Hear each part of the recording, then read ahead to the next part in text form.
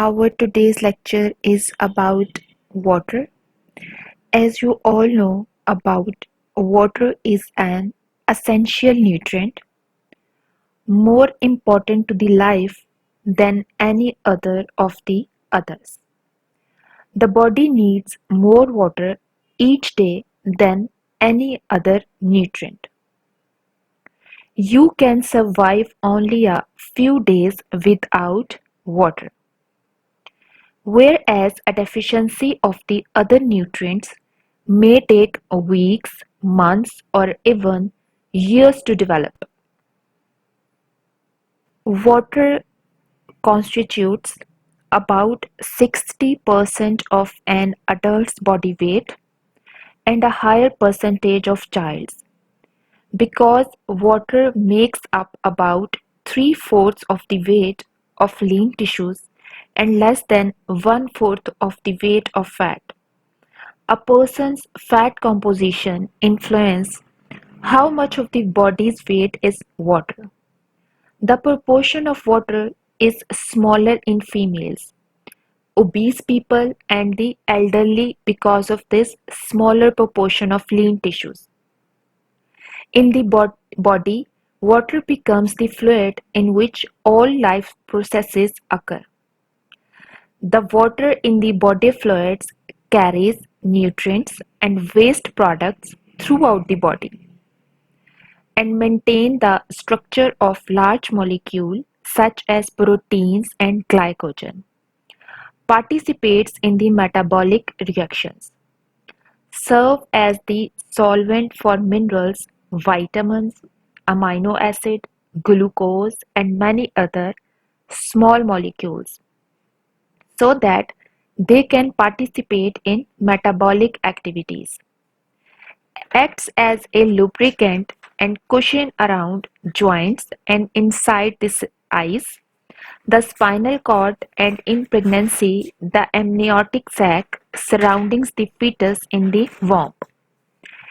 Aids in the regulation of normal body temperature, evaporation of sweat from the skin, removes excess heat from the body, and maintains the blood volume.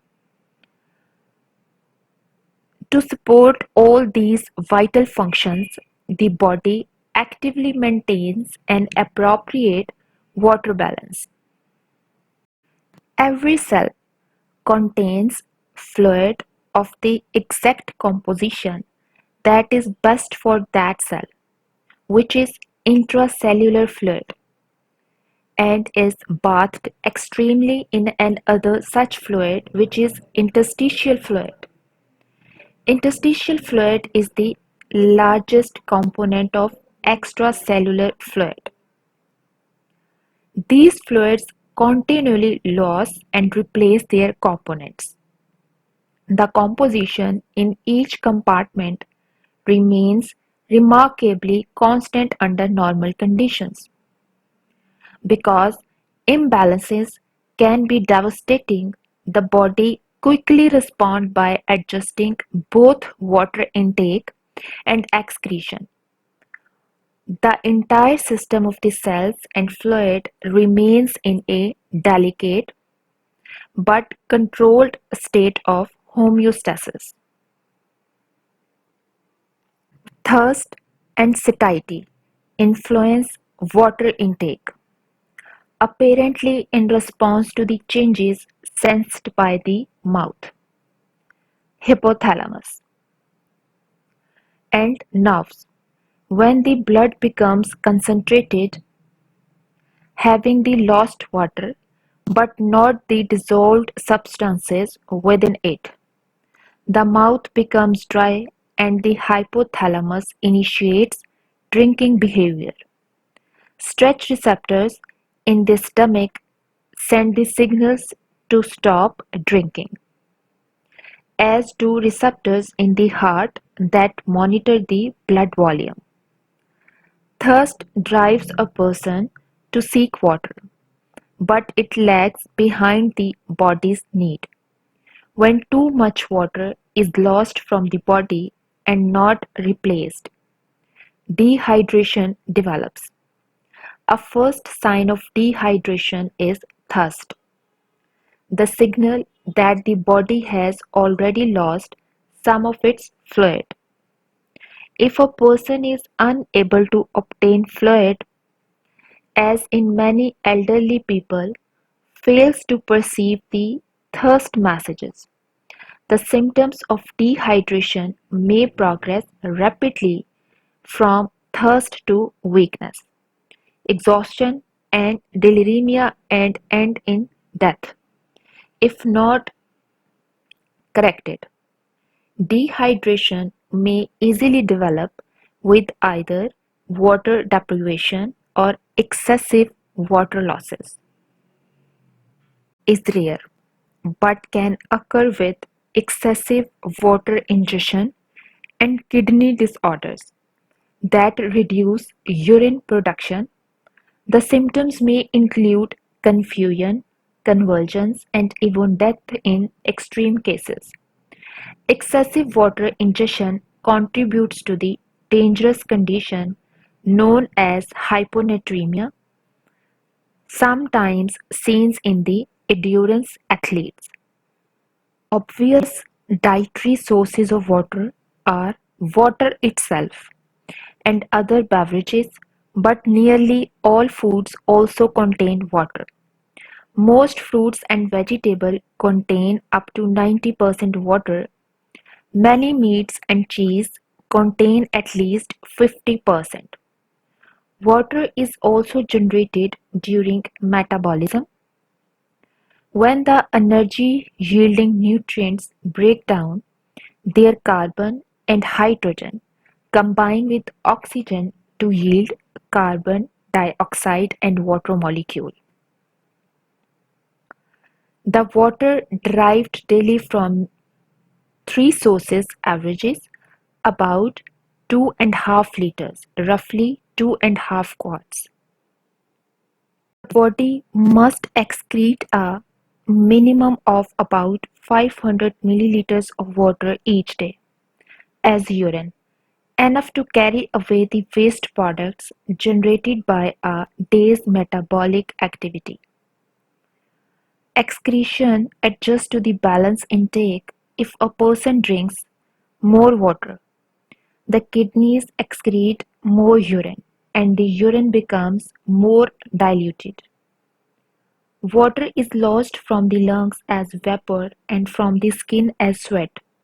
Some is also lost in feces. The amount of fluid lost from each source varies depending on the environment, such as heat and humidity, and physical conditions such as exercise or fever. Daily losses total about 2.5 liters. This picture demonstrates the onset and severity of symptoms at various percentages of body weight. Lost depends on the activity, fitness level, degree of acclimation, temperature, and humidity. If not corrected, dehydration can lead to death. Because water needs vary depending on diet, activity, environmental temperature, and humidity, a general water requirement is difficult to establish. In the past, recommendations were expressed in the proportion to the amount of energy expended under average environmental conditions. The recommended water intake for a person who expends 2000 kilocalories a day, for example, would be about 2 to 3 liters of water, which has roundabout become 7 to 11 cups. This recommendation is in line with the adequate intake for total water set by the DRI. Total water includes not only drinking water but water in other beverages and in foods as well. Water and Diet sodas contain round about 100% of the water. Fat-free milk, strawberries, watermelon, cabbage, spinach and lettuce contain 90 to 99% of water. Fruit juices, yogurt, apples, grapes, oranges and carrots contain 80 to 89% of water. Bananas, corn, potatoes, cottage cheese contain 70 to 79% of water. Legumes, chicken contains round about 60 to 69% of water. Ground beef contains 50 to 59% of water. Cheddar cheese and bread contain 30 to 39% of water. Butter, margarine, raisins contain approximately 10 to 19% of water. And oils contain 0% of water. Because a wide range of water intakes will prevent dehydration and its harmful consequences. The adequate intake is based on average intakes. People who are physically active or who live in hot environment may need more. People are drinking more water, juice, soft drinks, coffee, tea than many other sources. People who drink the caffeinated beverages lose a little more fluid than when drinking water because caffeine acts as a diuretic. The DRI considered such findings in their recommendations of water intake and concluded that caffeinated beverages contribute to the daily total water intake similarly to that contributed by non-caffeinated beverages.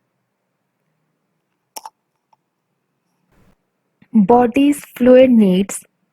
Drinking plenty of water may protect the bladder against cancer by diluting the urine and reducing its holding time.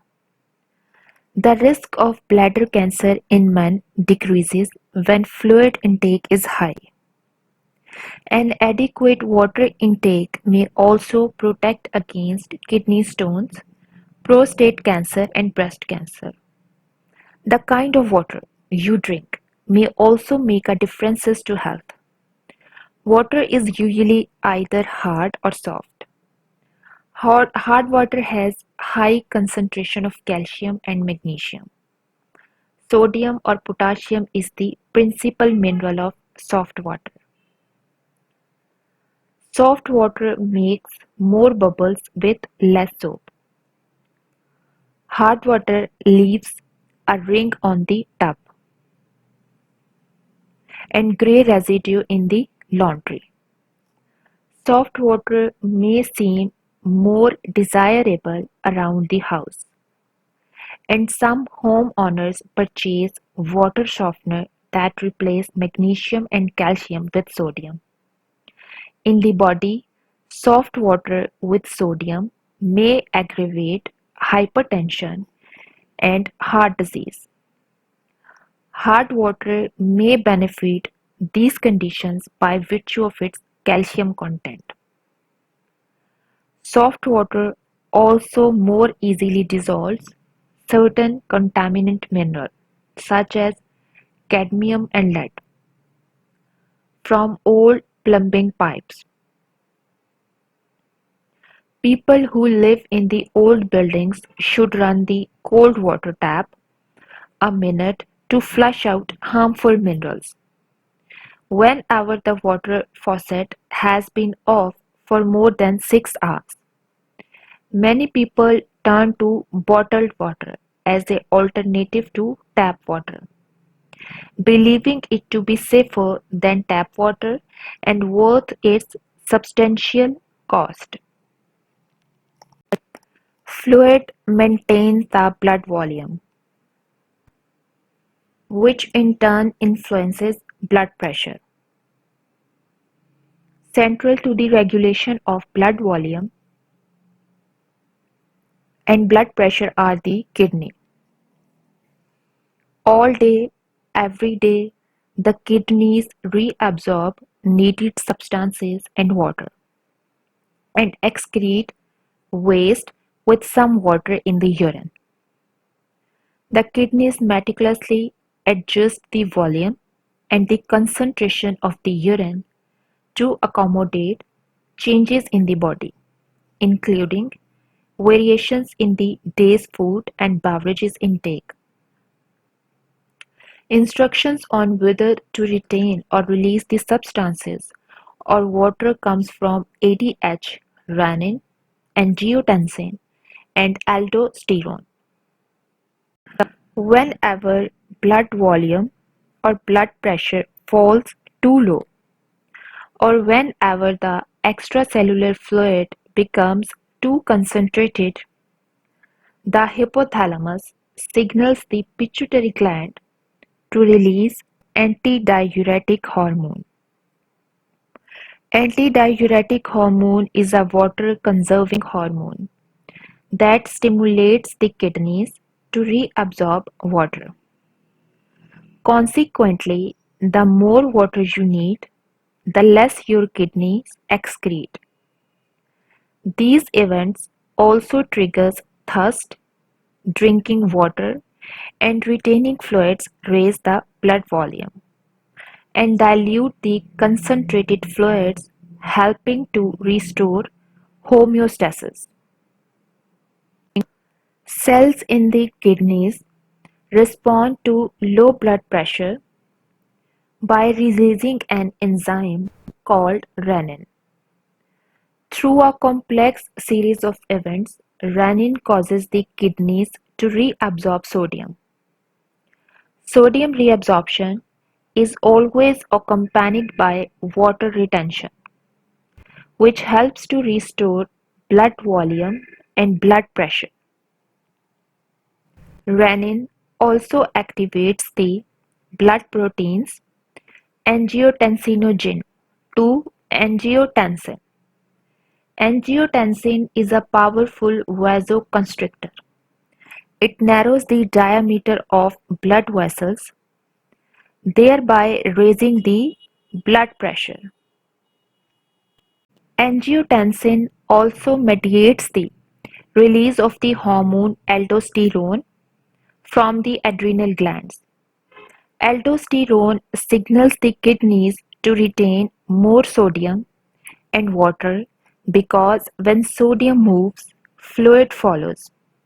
Again, the effect is that when more water is needed, less is excreted. All of these actions are presented help to explain why high sodium diets aggravate conditions such as hypertension or edema.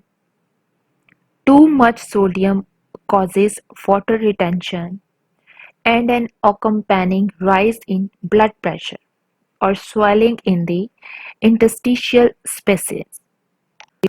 Maintaining a balance of about two-thirds of the body fluids inside the cells and one-third outside is vital to the life of the cells. If too much water were to enter the cell, it might rupture them. If too much water were to leave, they would collapse. To control the movement of water, the cells direct the movement of the major mineral. When a mineral salt such as sodium chloride dissolves in water, it separates into ions, positively and negatively charged particles, which is Na plus and Cl minus. The positive ions are cations, the negative ions are anions. Pure water which conducts electricity poorly. Ions dissolved in water carry electrical current. For this reason, salts that dissociate into ions are called electrolytes. and fluids that contain them are electrolyte solutions. In all electrolyte solutions, anion and cation concentrations balance. The number of negative and positive charges are equal. If a fluid contains 1000 negative charges, it must contain 1000 positive charges. If an anion enters the fluid, a cation must accompany it or an other anion must leave so that electrical neutrality will be maintained. Whenever sodium ions leave a cell, other positive ions enter potassium ions. For example, it's good bet that whenever sodium and potassium ions are moving, they are going in opposite directions. This picture shows that the positive and negative charges inside and outside the cells are perfectly balanced. Even though the numbers of each kind of ion differ over a wide range, inside the cells, the positive charges total 202 and the negative charges balance these perfectly. Outside the cell, the amounts and proportion of the ions differ from those inside, but again the positive and negative charges balance. Electrolytes attract water. Each water molecule has a net charge of zero, but the oxygen side of the molecule is slightly negatively charged, and the hydrogen are slightly positively charged. Both positive and negative ions attract clusters of water molecule around them. This attraction dissolves salts in the water and enables the body to move fluids into appropriate compartments. Some electrolytes resides primarily outside the cells, while others are predominantly inside the cells. Which electrolytes reside outside the cells are sodium and chloride, and the electrolytes which reside inside the cells are potassium and magnesium phosphate and sulfate. Cell membranes are selectively permeable, meaning that they allow the passage of some molecules but not of others. Whenever electrolytes move across the membrane, water follows. The structural arrangement of the two hydrogen atoms and one oxygen atom enables the water to dissolve salts, which you can see here in this picture. In an electrolyte solution, water molecules are attracted to both anions and cations. You also notice that in this picture, the negative oxygen atoms of the water molecules are drawn to the sodium cations, while the positive hydrogen atoms of the water molecules are drawn to the chloride ion. The movement of the water across a membrane towards the more concentrated solutes is called osmosis. The amount of pressure needed to prevent the movement of the water across a membrane is called osmotic pressure. A pictorial demonstration you can see here on your laptops, in which you can see here observe the osmosis and the photos of salted eggplant. and rehydrated resins provided the familiar examples. Water flows in the direction of the more highly concentrated solution. In first picture, with equal numbers of solute particles on both sides. The concentrations are equal and the tendency of water to move in either direction is about the same. And in the second picture, additional solute is added to the side B. Solute cannot flow across the divider. In the case of a cell, it's membrane. And in the third picture, water can flow both ways across the divider, but has a greater tendency to move from side A to side B, where there is a greater concentration of solute. The volume of water becomes greater on side B, and the concentrations on side A and B becomes equal. How proteins attracts water and help to regulate fluid movement. Transport protein in the cell membranes regulate the passage of positive ions and other substances from one side of the membrane to the other.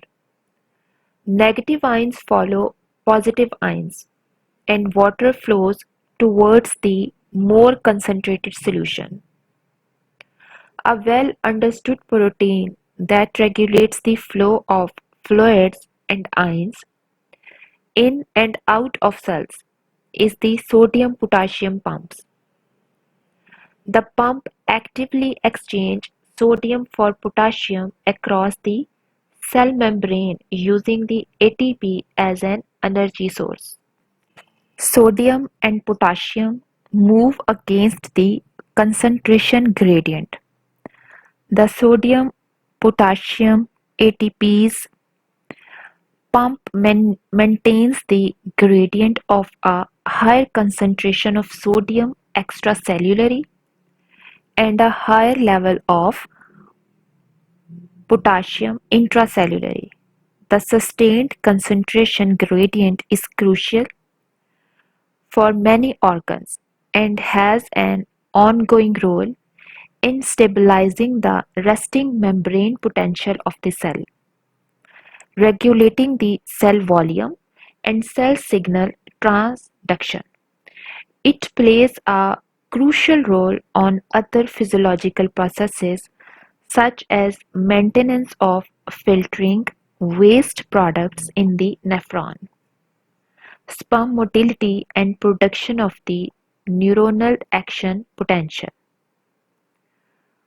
Sodium-potassium pump is a crucial scaffolding protein that can interact with signaling protein such as protein kinase and phosphoinositide 3 kinase. In more simpler words, sodium-potassium pump is a protein that has been identified in many cells that maintains the internal concentrations of potassium ions higher than that in the surrounding medium and maintains the internal concentration of sodium ions lower than that of the surrounding medium. The pump, which has adenosine triphosphate activity, the cell membrane and is activated by the external potassium and internal sodium. This enzyme uses the metabolic energy to transport sodium outward and potassium inward. The resting potential of the cells and related bioelectrical phenomena such as the action potential depends on the steady-state differences in concentration of sodium and potassium maintained by the pumps. Membrane consists largely of a lipid bilayer, which is a double layer of phospholipids, cholesterol and glycolipid molecules that contains chains of fatty acid. and determines the membrane is formed into the long flat sheets or round vesicles. Lipids give cell membranes a fluid character, with a consistency approaching that of a light oil. The fatty acid chains allow many small fat-soluble molecules such as oxygen to permeate the membrane. Embedded in the lipid bilayer are large proteins, many of which transport ions and water-soluble molecules across the membrane. Some proteins in the plasma membrane form open pores, called membrane channels, which allow the free diffusion of ions into and out of the cell. Other binds to specific molecules on one side of a membrane and transport the molecules to the other side. Sometimes one protein simultaneously transports two types of molecules in opposite direction. Most plasma membranes are about 50% protein by weight, while the membrane of some metabolically active organelles are 75% proteins. Many cellular functions including the uptake and conversion of nutrients, synthesis of new molecules, production of energy and regulation of metabolic sequences take place in the membrane's organelles. The nucleus containing the genetic material of the cell is surrounded by a double membrane with large pores that permit the exchange of materials between the nucleus and cytoplasm. The outer nuclear membrane is an extension of the membrane of the endoplasmic reticulum, which synthesizes the lipid for all cell membrane. Proteins are synthesized by the ribosomes that are either attached to the endoplasmic reticulum or suspended freely in the cell contents. The mitochondria, the oxidizing and energy storing units of the cell, have an outer membrane readily permeable to many substances and a less permeable inner membrane with transport proteins and energy producing enzymes. The amounts of various minerals in the body must remain nearly constant. Regulations occur chiefly at two sites, the GIT tract and the kidneys. The digestive juices of the GIT tract contain minerals. These minerals and those from the foods are reabsorbed in the large intestine as needed. Each day, 8 liters of fluids and associated minerals are recycled this way, providing ample opportunity for the regulation of electrolyte balance. The kidneys control of the body's water content by way of the hormone ADH to regulate the electrolyte contents. The kidneys depends on the adrenal glands which send out messages by way of the hormone aldosterone. If the body sodium is low, aldosterone stimulates sodium reabsorption from the kidney. As sodium is reabsorbed, potassium is excreted in accordance with the rule that total positive charges must remain in balance with total negative charges. Electrolytes are minerals in your body that have an electric charge. They are in your blood, urine, tissues, and other body fluids. Electrolytes are important because they help to balance the amount of water in your body. Balance your body's acid base level. move nutrients into your cells, move waste out of your cells.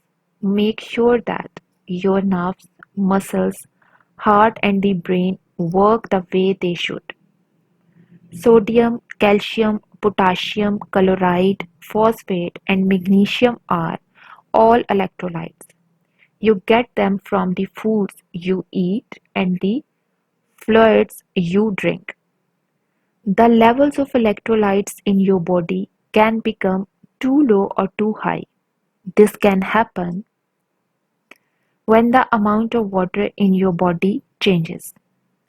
The amount of water that you take in should equal the amount you lose. If something upsets this balance, you may have too little water, which is dehydration, or too much water, which is overhydration.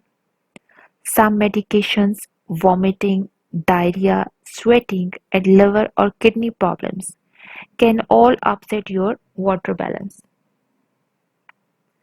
Treatment helps you to manage the imbalance. It also involves identifying and treating what caused the water balance.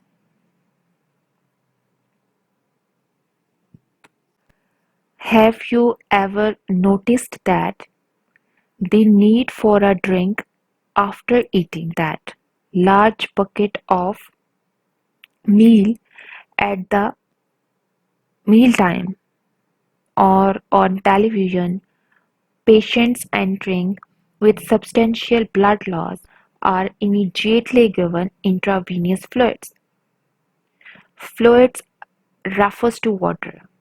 For water balance to occur, water intake through ingested liquids and foods and cellular metabolism must equal water output via sweating, urine, feces, and breathing. Water balance is essential for the body to be properly hydrated, avoiding both dehydration and overhydration. Electrolytes are inorganic compounds that dissociates in water to form ions. They get their name because they can conduct an electrical current in the solution.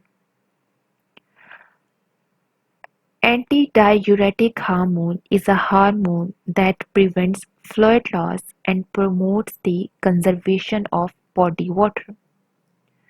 The term antidiuretic is derived from anti meaning against and diuresis, which refers to the fluid loss. The primary stimulus for ADH release from the posterior pituitary gland is an increase in blood osmolarity, that is, increased solute concentration and decreased water concentration. The elevation in blood osmolarity is detected in the hypothalamus by specialized neurons called osmoreceptors. ADH acts by increasing the reabsorption of water in the distal convoluted tubules and collecting the ducts of the nephrons in the kidney. The net result of this mechanism is that water is conserved.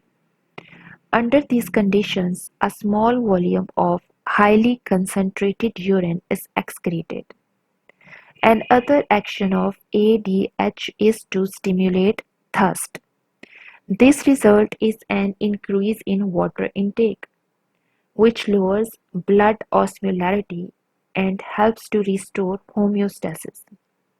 If ADH is absent, as occurs in the disorder called diabetes insipidus, water reabsorption in the kidney is decreased dramatically and large volumes of dilute urine are excreted, up to 25 liters per day. Aldosterone is another hormone that regulates blood sodium levels. Aldosterone specifically increases sodium reabsorption in the distal convoluted tubule and collecting the ducts of the nephrons in the kidney. The result of this mechanism is to conserve sodium. Because water follows salt, This may also lead to water retention when ADH is present. Another action of aldosterone is to increase the secretion of potassium by the kidney, resulting in its decrease in the blood and increase in potassium, or a decrease in sodium in the blood reaching the adrenal cortex. Aldosterone release is also stimulated by the activation of the renin-angiotensin system. In this mechanism, the juxtaglomerular cells of the kidneys release renin in response to a decrease in blood volume, a reduction in blood pressure, or stimulation by the sympathetic nervous system. Renin is an enzyme that converts a plasma protein called angiotensinogen to angiotensin I. Angiotensin I is in turn acted upon by angiotensin-converting enzyme to form angiotensin II. Angiotensin II has two major actions. First, it stimulates aldosterone release from the adrenal cortex, which increase the sodium reabsorption and results in sodium conservation. And second, it causes the vasoconstriction, which alleviates the blood pressure. As a result of these mechanisms, homeostasis is restored. Atrial natriuretic peptide is a hormone which is ANP that promotes the both fluid and sodium loss by the kidneys. The name actually means salt excreting ANP release from the atria is stimulated when blood volume and pressure are elevated. ANP has three major effects. First one is decreases the aldosterone release, resulting in a decrease in sodium reabsorption and increased sodium loss in the urine. Second, it decreases the ADH release, which decreases the water reabsorption and increases the water loss to lower blood volume and pressure. And third, it decreases the thirst. The volume and composition of the urine reflects one's state of hydration. For example, if physiology has a low fluid intake and becomes dehydrated, excrete a small volume of concentrated urine. Bodies trying to conserve the water.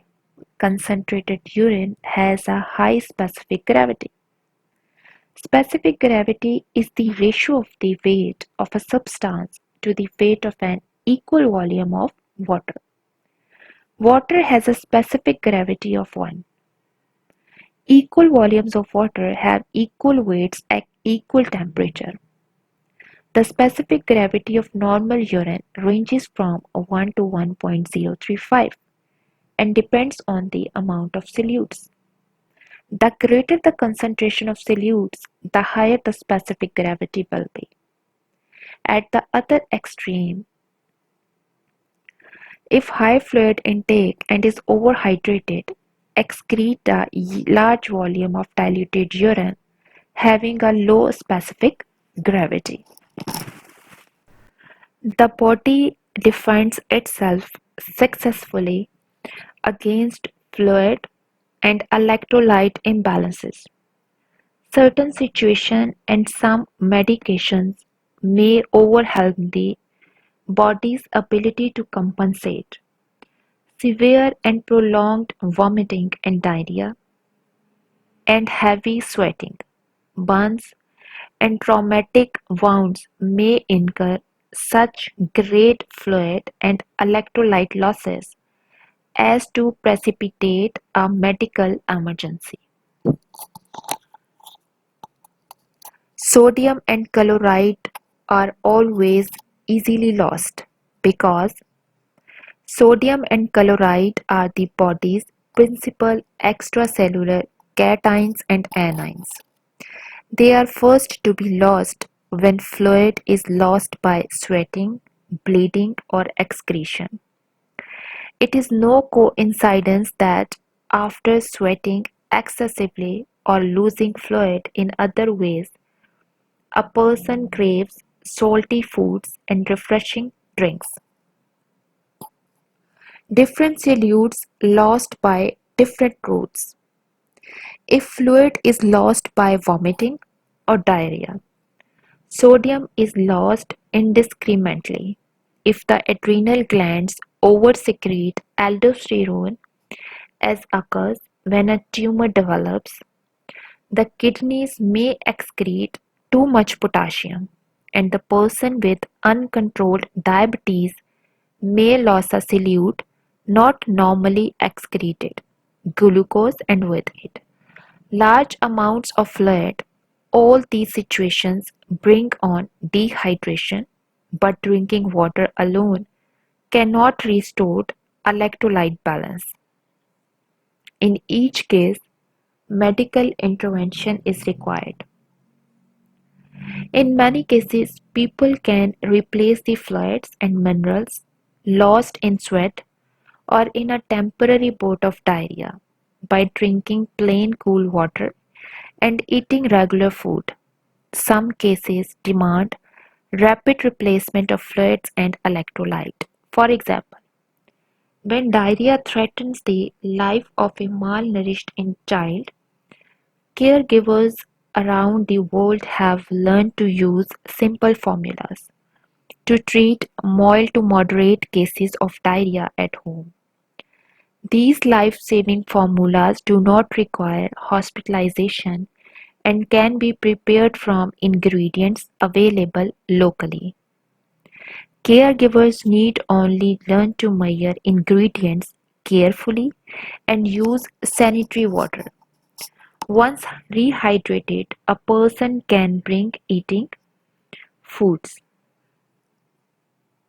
The body uses its ions not only to help maintain the fluid and electrolyte balance, but also regulate the acidity of its fluids. The pH scale is repeated with the normal and abnormal pH ranges of the blood added. As you can see, the body must maintain the pH within a narrow range to avoid life-threatening consequences. Slight deviations in either directions can damage proteins, causing metabolic mayhem. Enzymes could not catalyze reactions, and hemoglobin could not carry oxygen.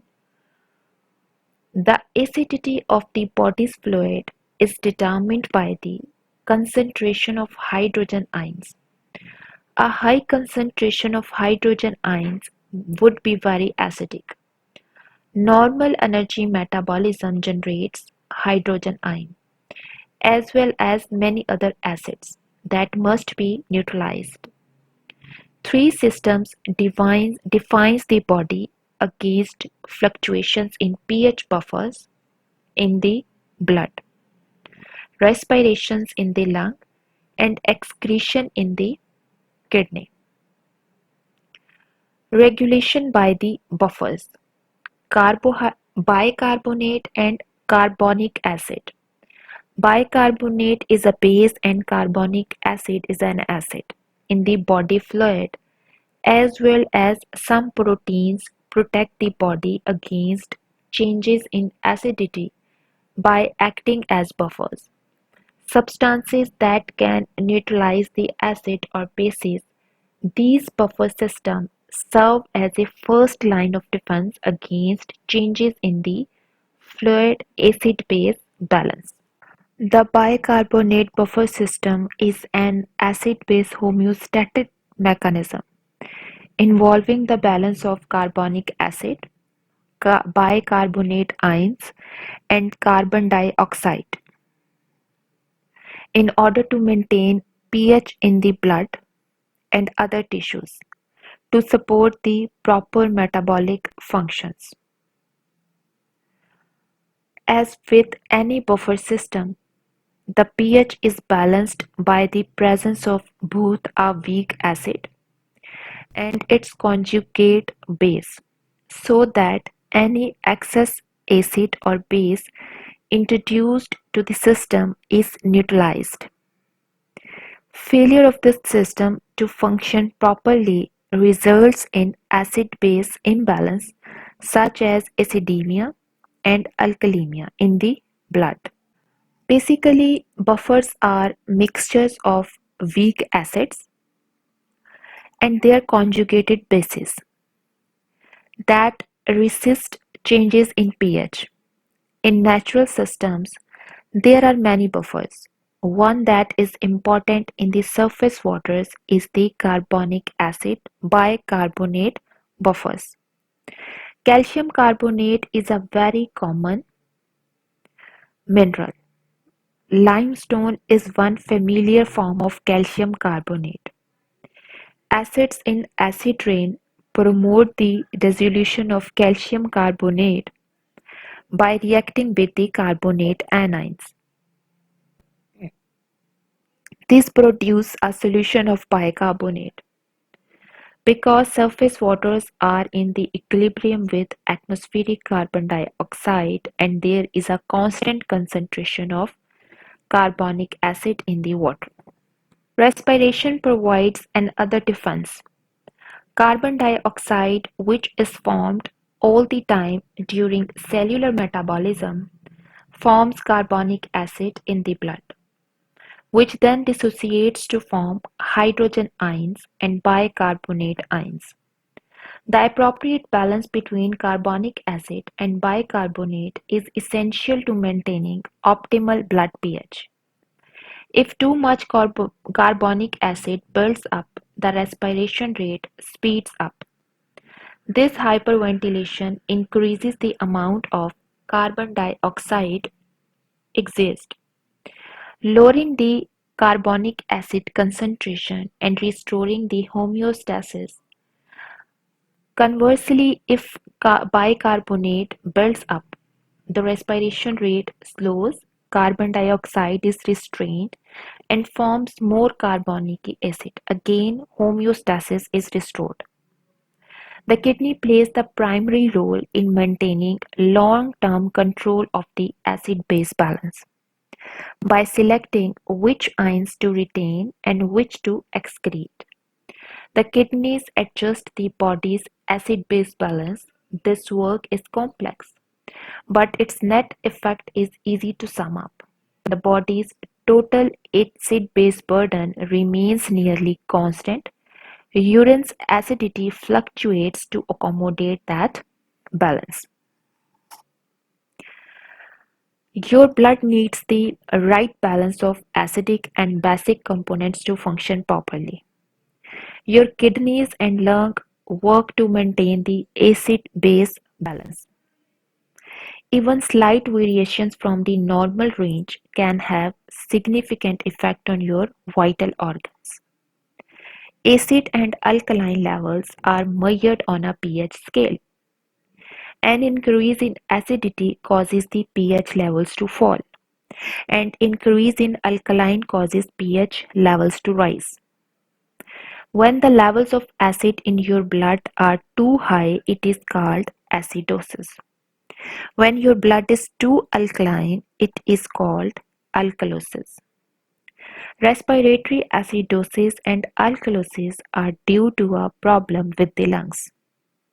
Metabolic acidosis and alkalosis are due to a problem with the kidneys. Each of these conditions is caused by an underlying disease or disorder. Treatment depends on the causes. When you breathe, your lungs remove excess carbon dioxide from your body. When they cannot do so, your blood and other fluids become too acidic. Symptoms may include fatigue, shortness of breath, and confusion. There are several different causes of the respiratory acidosis, which include chest injuries, chronic lung and airways disease, overuse of sedatives, and obesity. Respiratory acidosis is serious and requires the immediate medical attention. Potential complications of untreated respiratory acidosis include respiratory failure, organ failure, or shock. Metabolic acidosis occurs either when your body produces too much acid or when your kidneys are unable to remove it properly. Symptoms can include rapid breathing, fatigue, and confusion. Diagnostic testing may include serum electrolyte, urine pH, and arterial blood gases. Once acidosis is confirmed, other tests may be necessary to pinpoint the causes. Alkalosis and acidosis can become very serious if they go untreated. Make an appointment with your doctor if you think you have developed symptoms of either condition. Your body's pH balance, also referred to as its acid-base balance. The human body is built to naturally maintain a healthy balance of acidity and alkalinity. If the lungs or kidneys are malfunctioning, your blood's pH level can become imbalanced. Disruption in your acid-base balance can lead to the medical conditions. In addition to maintaining a healthy pH balance for the blood, your body also closely regulates the pH levels of other parts of the body, including the digestive tract, reproductive systems, and skin, to ensure that they function efficiently. Changes in your body's pH balance may be associated with the ranges of symptoms, which can vary depending on the specific type and causes of pH imbalance.